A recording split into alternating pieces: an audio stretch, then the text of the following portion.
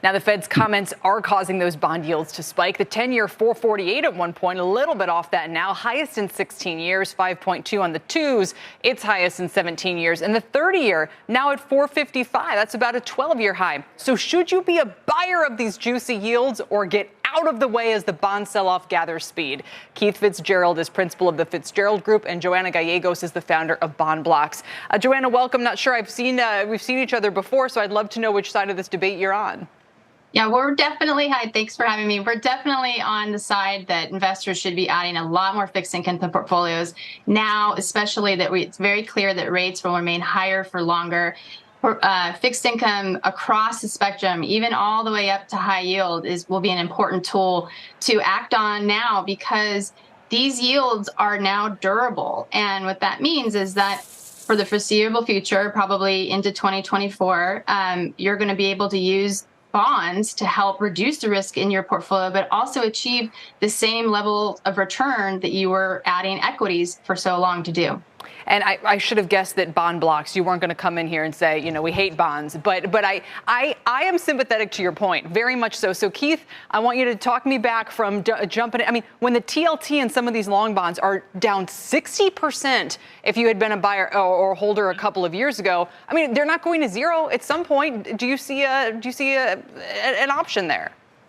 That's the key, and that really is the nuance that everybody should be focused on right now. This stuff comes and goes. You can very eloquently make the argument for bonds at these yields because they do add a stabilizing impact to your portfolio. But really what you want to think about is what are you going to give up if you elect to go to safety? You can't hang a sign on your rear end that says kick me when it's over, Kelly. What you got to do is look at who's going to grow out of this. And I submit that you want to be thinking about stocks because you know that stuff is going to be the future. None of this sell-off interferes with the business case for owning them.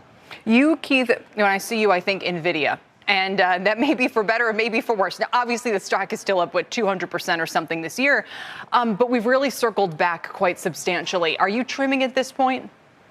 No, as a matter of fact, I'm going to be absolutely going on the warpath here because, you know, all we've done is retreat to where we were last May, right? You've got a company that's got 80+% market share in the relevant things that it serves. It dominates the AI space. There is so much runway in front of this at a time where we are literally doubling and quadrupling the amount of data we create every single year.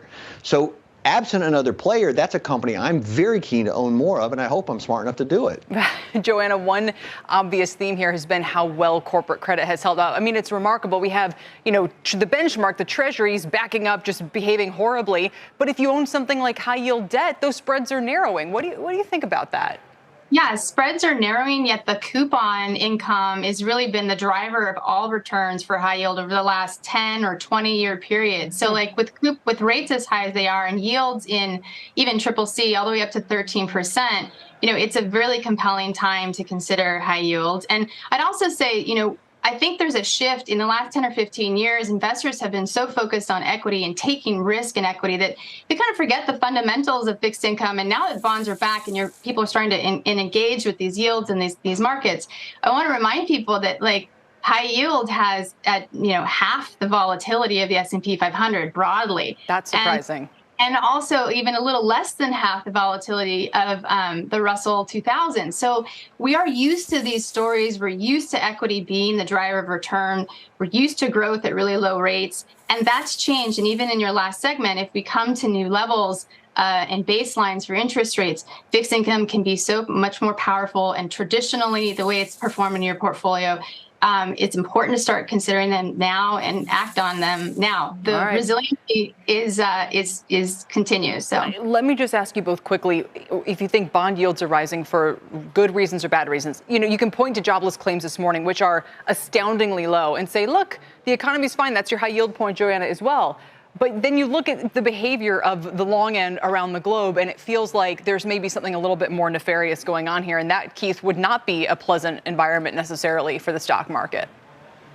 No, unfortunately, it wouldn't be. But, you know, there's not a lot you can do about that. We can't control central bankers. But what we can control is the stocks we buy, the quality we pick, the instruments we use.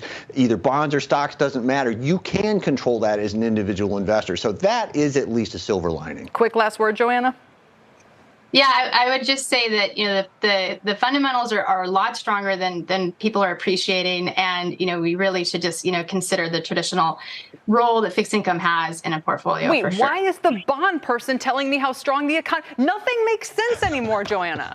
It does, but it makes sense if you think about how you came into this market. Issuers had low rates. They have bonds that aren't going to mature. Only 5% of the high yield debt is going to mature in 2023 and 2024. So the way the firms can weather this period between now and maybe the next 3 years is very, very different and unique. It's so hard to keep your head focused on those fundamentals, but they haven't changed, and they've been resilient through 2022 and 2023, and it looks like the same for 2024. No, I take your point about high yield, but then you'd think, for the treasuries that maybe the yields would go back downwards. We will pick this up next time. Appreciate you both joining me today to debate this one. It's been fun. Keith Fitz-Gerald and Joanna Gallegos. Hi, it's Keith here. Thanks for checking out today's highlight clip.